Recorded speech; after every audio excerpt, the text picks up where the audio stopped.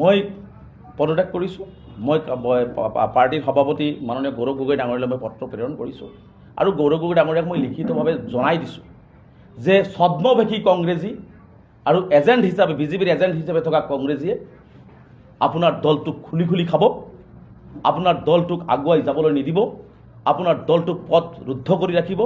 গতিকে আপুনি ভাল জানে, আপুনি বিবেক বিবেচনা কৰি আপোনাৰ দলটোক যদি সঁচাকৈ অসমত প্ৰতিষ্ঠিত কৰিব বিচাৰে আৰু অসমৰ ৰাইজক নেতৃত্ব দিব বিচাৰে, অসমৰ ৰাইজক লৈ হিমন্ত বিশ্ব শৰ্মা ডাঙৰীয়াক যদি প্ৰতিহত কৰি এই সাম্প্ৰদায়িক শক্তিক প্ৰতিহত কৰি বিজেপি দলক প্ৰতিহত কৰি অসমখনক বচাব বিচাৰে, তেনেহ'লে নিশ্চিতভাৱে আপোনাৰ দলৰ ভিতৰত থকা ব্যক্তিবিলাকক আপুনি চিনাক্ত কৰি আপুনি ব্যৱস্থা গ্ৰহণ কৰক, অন্যথাই আপোনাৰ দলক কেতিয়াও উঠিবলৈ নিদিয়ে। নাই নাই, মই পদত্যাগ পত্ৰ দিছোঁ। মই এতিয়ালৈকে কোনো ধৰণৰ যোগাযোগ কৰা নাই, মই কৰা নাই। Thank you. আপুনি ক'লে যে পুষ্পেক কৰাৰ সময়ত কি ভোটাৰৰ সময়ত পুষ্পেৰ সময়ত কংগ্ৰেছ দলটোৱে সংখ্যালঘু ৰাইজৰ লগত আছে। চাওক, সংখ্যালঘু ৰাইজৰ লগত কংগ্ৰেছ দলটো আছে নাছে সংখ্যালঘু ৰাইজে ভালকৈ গম পাই আছে।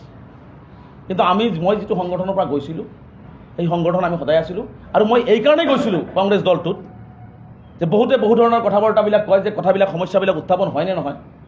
মই বৰ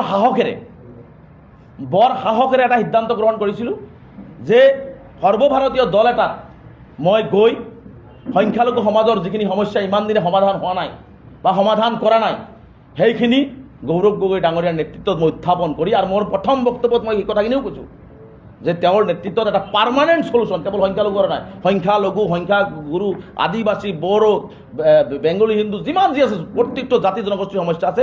গতিকে সেই সমস্যাৰ লগতে আমাৰো সংখ্যালঘু সমাজৰ ভূমিৰ সমস্যা, মাটিৰ পট্টাৰ সমস্যা, চৰৰ সমস্যা, উচ্ছেদৰ সমস্যা, নাগৰিকত্বৰ সমস্যা, এই কথাবিলাক মই দলৰ মজিয়াত সুস্থভাৱে সুন্দৰভাৱে তথ্যগতভাৱে উত্থাপন কৰি এটা পাৰ্মানেণ্ট চলুশ্যন কৰাৰ ব্যৱস্থা গ্ৰহণ কৰাৰ কাৰণে সেই লক্ষ্যৰে মই সৰ্বভাৰতীয় দলত গৈছিলোঁ। কিন্তু যোৱাৰ আগতেই ঘৰখনত সোমোৱাৰ লগে লগেই আচলতে তেওঁলোকে যিধৰণে মোক কাৰোবাৰ চুটুলুবি মতে বিজেপিৰ এজেণ্টৰ ৰূপত মোক যিধৰণে বেজ্জুতি কৰাৰ দৰে কাম কৰিলে, গতিকে এইটোত মই খুব লজ্জাবোধ কৰিছোঁ, মই খুব দুখ অনুভৱ কৰিছোঁ, মই বিবেক দংশনত ভুগিছোঁ, বাকী কোনো কাৰণ নাই মোৰ। গতিকে এইখিনি কথা কাৰণে মই দল ত্যাগ কৰিছোঁ। গতিকে বাকী পিছত মোৰ কেৰিয়াৰৰ কি আছে নাছে অসমৰ সংখ্যালঘু ৰাইজ চিন্তা কৰিব, সদৌ অসম সংখ্যালঘু ছাত্ৰী চিন্তা কৰিব। চাওক, হিমন্ত বিশ্ব শৰ্মা ইমানেই নিকৃষ্টতম কথা বাৰ্তাবিলাক কয়, ইমানেই নিজ মানসিকতাৰ। চাওক, দেৱব্ৰত শইকীয়া ডাঙৰীয়াতো মোক এজেণ্ট বুলি কৈছিল আৰু হিমন্ত বিশ্ব শৰ্মা ডাঙৰীয়াই মোৰ পিতৃ মাতৃক ধৰি কথা কৈছে। ৰাজনীতি কেতিয়াবা পিতৃ মাতৃৰ ঊৰ্ধত হ'ব পাৰে নেকি? হিমন্ত বিশ্ব শৰ্মাই মোৰ মাক দেউতাকক ধৰি বাংলাদেশী বুলি কৈছে। মই আপোনালোকৰ আগত অন কেমেৰা কৈছোঁ, হিমন্ত বিশ্ব শৰ্মা ডাঙৰীয়াক মই প্ৰত্যাহ্বান জনাইছোঁ। মোৰ মাক দেউতা বাংলাদেশটো দূৰৰ কৰে ইয়াৰে ভূমিপুত্ৰ হয়। 1890 চনত গোৱালপাৰা জিলাৰ পশ্চিম মাজুলীত মোৰ আটাৰ জন্ম হৈছে। শৰৎ চন্দ্ৰ সিং ডাঙৰীয়াৰ লগত মোৰ আটাই কংগ্ৰেছ দল কৰিছে। চাপৰ হায়াৰ ছেকেণ্ডেৰী 1938ত স্থাপন কৰাত মোৰ আটাৰ অগ্ৰণী ভূমিকা আছে। মোৰ মা এজন গৰীয়া সম্প্ৰদায়ৰ মহিলা, তেওঁ ইতিহাস নজনাকে মোৰ পিতৃ মাতৃকতাও যি ধৰণে তুচ্ছতাচ্ছিল্য কৰিছে, তেনেহ'লে তেওঁৰ মানসিকতা আৰু তেওঁৰ কিমান নিজ শব্দ আৰু কিমান অভিৰুচি সম্পূৰ্ণ বক্তব্য তেওঁ প্ৰদান কৰিব পাৰে। গতিকে হিমন্ত বিশ্ব শৰ্মাৰ কথা কৈ লাভ নাই।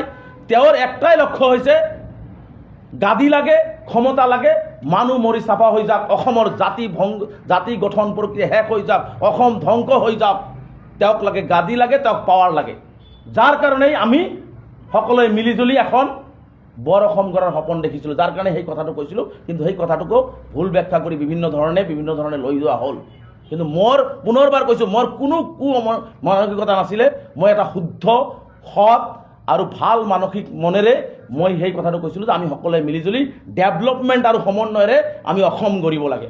মই কোৱা নাই ধুবুৰীৰ পৰা শিৱসাগৰত মানুহ যাব লাগে, বৰপেটাৰ পৰা যোৰহাটত মানুহ যাব লাগে, যোৰহাটৰ পৰা মানুহ আহি দৰঙত বহিব লাগে, মই এইটো কোৱা নাই। সমন্বয় কথাটো বুজিব লাগিব।